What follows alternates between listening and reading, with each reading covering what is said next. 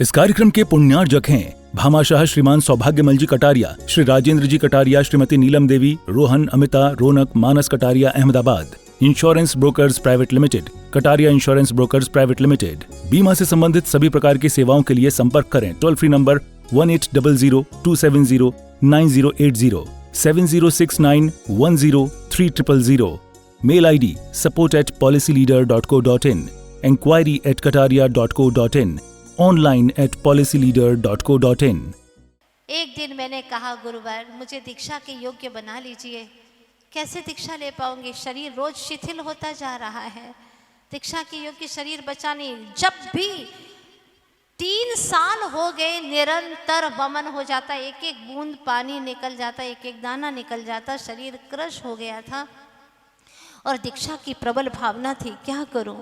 गुरुवर आप ही हैं, मैं तो मजबूर हूँ, मेरे पास में कर्म क्षय करने की क्षमता नहीं है, आप ही मुझे शक्ति प्रदान करें। और मैंने भक्ति से भर करके कहा, गुरुवर जब आपका नाम लेती हूँ तो मेरे नयन भर जाते हैं, मुझे खुशी से मेरे नयन भर जाते हैं, बहुत प्रसन्नता होती है। उमड़ आए बदरा लियो जो तिहारो नाम, उमड़ आए बदरा खबर मोरी लीजे, खबर मोरी लीजे, खबर मोरी लीजे, सबर मोहे दीजे, बड़ी दूर स्वामी बसो है तिहारो गाँव, उमड़ आए बदरा, उमड़ आए बदरा, दर्द मोरो हरिए, अरज मोरी सुनिए, दर्द मोरो हरिए, अरज मोरी सुनिए, दर्द मेरो हरिए। विलंब ना करो कब से ठाणी तिहारे ठाव, उमड़ आए बदरा, उमड़ आए बदरा। आंखों में आंसू थे और मैंने गुरु को देखा। फिर मैंने कहा मन ही मन, चरण मोही, चरण मोहे दीजे, शरण मोहे लीजे, चरण मोहे दीजे। आहा, गुरु के कितने पावन चरण दिखाई दे रहे हैं। चरण मोहे दीजे, शरण मोहे लीजे, अखियाँ पसारे निहारो तुम्हारे पाँव। हे गुरुदेव, आपके चरण को निहारना चाहती हूँ। समारो ये नैया, पसारो भी भैया, संभारो ये नैया, पसारो भैया, कि मझधार डूबत हूँ अब तो उबारो ना, उमड़ आए बदरा, उमड़ आए बदरा। जब आंखों में आंसुओं की धार बह रही थी, गुरुवर आज आपको इस पतित को पावन बनाना पड़ेगा। और मैंने देखा आप जैसे गुरु जिनके सामने हृदय से प्रार्थना करे, वो प्रार्थना कभी व्यर्थ नहीं जाएगी। गुरु ने देखा आंसू बह रहे हैं और एक हाथ ऐसा किया और कहा, लो आशीर्वाद दे रहा हूँ ना। मैंने कहा, गुरुवर आपके आशीर्वाद पर भरोसा है, ये 3 लोक के सारे वैद्य और चिकित्सकों पर मुझे कोई भरोसा नहीं है, क्योंकि वो मेरे कर्म नहीं मिटा सकते, वो मेरे चेतन की बीमारी को नहीं मिटा सकते। पर आप एक ऐसे निस्वार्थ वैद्य हैं इस जगत के जो मेरे चेतन आत्मा की बीमारी को मिटा सकते हैं। गुरुवर आशीष दो, गुरुवर आशीष दो। मैं मन से बोले जा रही थी, मेरी एक एक आवाज को सुन रहे थे। ये सच्ची घटना है और गुरुदेव ने आशीर्वाद दिया। वो मैंने उस वक्त एहसास किया था कि उनकी तरंगे निकल करके मेरे भीतर में प्रवेश कर रही है। एक इतनी अलौकिक दीप्तिमान चमकीली तरंगे बिल्कुल निकली उनके हाथों से और मेरे हृदय में सीधी सीधी जा करके लगभग मुझे 2 मिनट का वो आशीर्वाद मिला। ऐसी परम औषधि, ऐसी परम औषधि जो 3 वर्ष तक भयंकर बीमारी थी, उस दिन भोजन किया लेकिन 3 वर्ष के बाद में राहत पाई, वमन बंद हो गया। जितने भी लोग मुझसे मिले पूछते क्यों आज वमन नहीं हुआ तुम्हें? मैंने किसी से कुछ नहीं कहा। जब 8 दिन बीत गए, क्योंकि गुरुदेव ने मुझसे एक बात कही थी जाते जाते, उन्हें इतना विश्वास था, आशीर्वाद दिया। और जब मैं जाने लगी तो आचार्य जी ने कहा कुछ बोलना नहीं। क्या बात है, कुछ बोलना नहीं। इनके शब्द बड़े सांकेतिक होते हैं। और मैं गई, भोजन किया। 10 प्रतिमा थी, एक ही बार आहार करना, पानी भी दोबारा नहीं पीना, जैसे कि साधु की चर्या होती है। लेकिन मुझे बहुत सुकून मिला। क्यों नहीं मिलेगा? उनकी पावरफुल एनर्जी जो मुझे मिली थी, वो गुरु है। मैं उनकी महिमा बताऊंगी ना, और सच्ची सच्ची, कोई काल्पनिक नहीं, मन गढ़ंत नहीं, सच्ची सच्ची बातें, घटनाएं जब सुनाऊंगी तो आप कहोगे कि ये तो धरती के भगवान है, भगवान। आप अनंत बार पूजने की भावना बनाएंगे, बार बार उनके चरणों में जाने के लिए तरसेंगे। जब मैं देखा 8 दिन तक कुछ नहीं, शरीर स्वस्थ होता जा रहा है, तब देखने के लिए आते। जब मैं भोजन करती तो मुझे देखने के लिए आते कि उल्टी नहीं हो रही है। और धीरे धीरे सब जगह बातें फैल गई। जो भी कहता वो ये कि देखो आचार्य जी के आशीर्वाद से इनकी इतनी बड़ी बीमारी खत्म हो गई। वाह गुरुवर, कमाल, चमत्कार हो गया, चमत्कार हो गया। सब लोग यही कहा करते थे। लेकिन मुझे तो लगता था कि सारी धरा भी साथ दे तो और बात है, सारी धरा भी साथ दे तो और बात है, पर गुरु जरा सा भी साथ दे तो कोई और बात है। चलने को तो एक पांव से भी चल लेते हैं लोग, मगर दूसरा भी साथ दे तो कोई और बात है। जब ऐसे ही गुरुवर साथ देते रहते हैं तो हम चलते चले जाते हैं, चलते चले जाते हैं। बस हमें महसूस करना है उनकी पावन ऊर्जा को। वो तो हर वक्त देते हैं। मैं यहाँ बैठी हूँ लेकिन उनकी ऊर्जा बह रही है, मैं महसूस करती हूँ हर पर। और मुझे विश्वास है, सब लोग जानते हैं संघ में कि चाहे कैसी परिस्थिति हो, आचार्य जी का एक आशीर्वाद आता है कि वो सारी परेशानियां छू मंतर हो जाती हैं।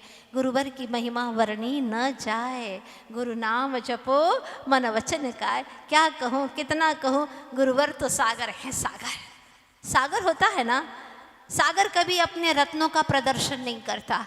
उसी तरह से मेरे गुरु भी अपने गुणों की कभी प्रशंसा नहीं करते, कभी अपने गुणों का प्रदर्शन नहीं करते मेरे गुरु। इसलिए सच में वो विद्या के सागर है, वो ज्ञान के सागर है, अनगिन गुणों के सागर है। दूसरी बात, सागर कभी अपनी मर्यादा का उल्लंघन नहीं करता। उसी तरह से मेरे गुरु भी स्वयं मर्यादित रहते हैं, जिन आगम के अनुकूल चलते हैं, और हम शिष्यों को भी जिन आगम के अनुकूल चलाते हैं। इसलिए मेरे गुरु सच में सागर है। तीसरी विशेषता, जैसे सागर होता है वो कभी भी मुर्दे का भी संग्रह नहीं करता, बस उसी प्रकार से मेरे गुरु भी कभी परिग्रह का, कभी भी पर वस्तुओं का संग्रह नहीं करते। उनके पास में तिल तुष मात्र भी परिग्रह नहीं है, एक मेघ भी नहीं है शास्त्र का। आप सोचिएगा क्या गुरु हैं इस काल के, धन्य है। एक शास्त्र का बेग भी नहीं, एक पुस्तक भी नहीं, एक पेंसिल नहीं, कोई परिग्रह नहीं है जिनके पास में। इसीलिए वो सच में विद्या के सागर हैं। जिस प्रकार से सागर उछलता नहीं है नदियों की भांति, अहंकार नहीं करते मेरे गुरुवर भी, उन्हें कभी अहंकार नहीं आता।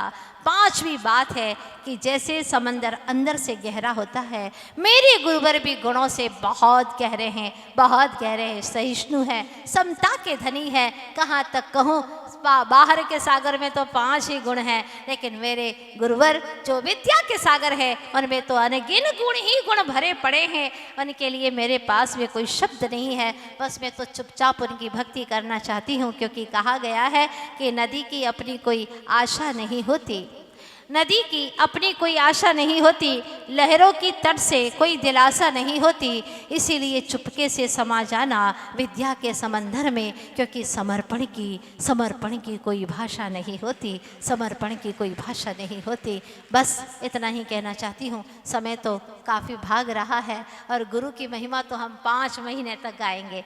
जिस प्रवचन में गुरु ना आए हमारी जुबान से, तो फिर वो प्रवचन ही कैसा।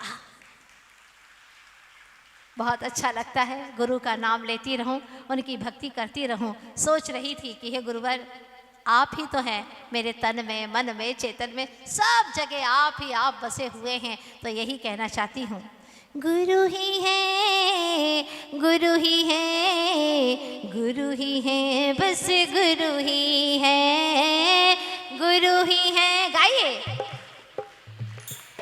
गुरु ही है, बस गुरु ही है, गुरु ही है, गुरु ही है, गुरु ही है, बस गुरु ही। हर पल आनंद का वेदन हो रहा है। क्यों? क्योंकि मेरे जीवन में गुरु है। बस गुरु हैं तो मुझे अहंकार नहीं आता, गुरु हैं तो मुझे कोई प्रकार की चिंता नहीं होती है ना, मेरा मालिक मुझे संभालने वाला। गुरु ही है, गुरु ही है, गुरु ही है, बस गुरु ही है, गुरु ही है। गाओ गाओ।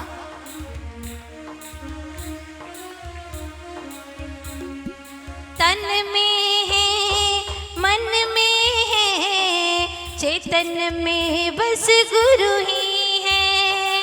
तन में है, मन में है, चेतन में बस तू ही है, तू ही है, तू ही है, तू ही है, बस तू ही है। गुरु ही है, गुरु ही है, गुरु ही है, बस गुरु ही है। प्राणों में, श्वासों में, प्राणों में, श्वासों में, धड़कन में बस तू ही है। प्राणों में, श्वासों में, धड़कन में बस तू ही है। भावों में, ख्वाबों में, भावों में, ख्वाबों में, जीवन में बस तू ही है। गुरु ही है, गुरु ही है, गुरु ही है, बस गुरु ही है, गुरु ही है, गुरु ही है, गुरु ही है, बस गुरु ही है। हाँ, गुरु ही है सब कुछ, लेकिन आखिर गौतम का क्या हुआ ये तो हमें सुनना ही होगा। क्या हुआ गौतम का, ये तो बीच की घटनाएं हैं। बस जैसे ही उसने कहा कि अगर तुमने जवाब दे दिया मेरे प्रश्न का तो मैं तुम्हारा शिष्यत्व स्वीकार कर लूंगा, और अगर तुमने जवाब नहीं दिया तो तुम्हें मेरे गुरु का शिष्यत्व स्वीकार करना होगा। उसे तो अहंकार था गौतम को उस वक्त, ये मैं तो सबसे बड़ा ज्ञानी हूँ, हाँ मुझसे बड़ा ज्ञानी कौन, मैं तो अवश्य ही जवाब दूंगा। और जैसे ही प्रश्न रखा, त्रैकाल्यम द्रव्य षट्कम, और प्रश्न कर दिया, नौपद सहितम, क्या चीजें हैं ये। जैसे ही प्रश्न किया उसके माथे पर सलवटें आ गई, समझ नहीं पाया ये प्रश्न कितना गहरा है। तब उसने अहंकार से भर करके कहा, अरे ये अर्थ मैं तुझे क्या बताऊं, चल तेरे गुरु के पास मैं वही बताऊंगा। तुझे बताऊंगा तू समझ नहीं पाएगा, तेरे गुरु को बताऊंगा वो जरा समझेंगे। चल उन्हीं के पास में। और सौधर्मेंद्र प्रसन्न हो गया। जो उसने ठाना था वो होने जा रहा था कि यह मेरे प्रभु महावीर स्वामी के पास चलने को तैयार है। और वह कहता है चलो चलो जल्दी चलो। हाँ सच बात है, मैं क्या जानूं, मैं तो बहुत निरा मूर्ख हूँ, आप चलिए मेरे गुरु के पास भी। और जैसे ही वह जाता है, समाओ शरण की रचना और गंधकुटी पर महावीर स्वामी विराजमान है। बाहर में, सबसे बाहर में रत्नों का मानस्तंभ बना है।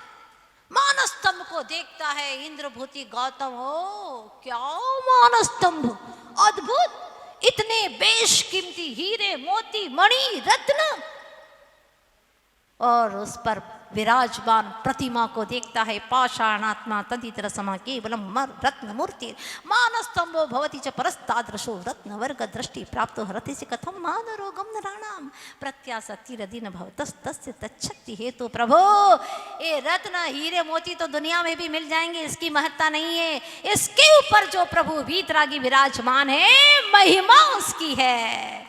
चाहे रत्नों के कितने ही बड़े मंदिर बनवा दो, उसकी कोई कीमत नहीं है। अगर उसमें वीतरागी भगवान विराजमान न हो तो कोई कीमत नहीं है। जैसे ही देखा, मान स्तंभ को देखते ही मान किलित हो गया, सम्यक दर्शन प्रस्फुटित हो गया, मान गल गया। इसी का नाम तो है मान स्तंभ। कब गलेगा तुम सब भक्तों का मान, और कब होगा तुम्हें भी सम्यक दर्शन, कब होगा संकेत, वो सम्यक्त्व का उजाला तुम्हारे जीवन में कब होगा। हो गया उसको सम्यक दर्शन, और धीरे धीरे अंदर जा रहा है। अब सर झुक गया। वाह, जूझने पर मिलती है वो है सत्ता, जूझने पर मिले उसका नाम है पदार्थ। जूझना पड़ता है, पुरुषार्थ करना पड़ता है, दिन रात परिश्रम करना पड़ता है। जूझने से मिलती है वो है पदार्थ, पर झुकने से मिलता है उसका नाम है परमात्मा। झुकने से मिलता है, जूझने से नहीं। जितना झुकोगे, जितने सरल होते चले जाओगे, उतना ही तुम्हें परमात्मा दिखाई देगा, परमार्थ दिखाई देगा। झुक गए, पहुंच गए, और जैसे ही भगवान के समक्ष हुए, दिव्य ध्वनि खिरना शुरू हो जाती है, उनकी दीक्षा हो जाती है, मंत्रोच्चारण होता है, और वह मुनि के कोष्ठ में सबसे अग्रगामी होकर के विराजमान हो जाते हैं। भगवान की दिव्य ध्वनि खिरेगी। आज के दिन तो उन्हें गुरु मिल गए थे। किसको मिल गए? गौतम, इंद्रभूति गौतम को गुरु मिल गए, और गुरु मिले तो वो सच में गौतम हो गए। गोतम, तम यानी अंधकार, गो हो गया, छू हो गया, छुमंतर हो गया। गो यानी चले जाना, मिट जाना, खत्म हो जाना, बस अंधकार चला गया। जो भगवान से लड़ने आए थे वही लाडले बन करके रह गए। Bhamashah Shriman Saubhagyamal ji Kataria, Shri Rajendra ji Kataria, Shrimati Neelam Devi, Rohan, Amita, Raunak, Manas Kataria, Ahmedabad. Insurance brokers private limited, Kataria insurance brokers private limited. बीमा से संबंधित सभी प्रकार की सेवाओं के लिए संपर्क करें। Toll free number 1800-270-9080, 7069103000। Mail ID support@policyleader.co.in, enquiry@kataria.co.in, online@policyleader.co.in।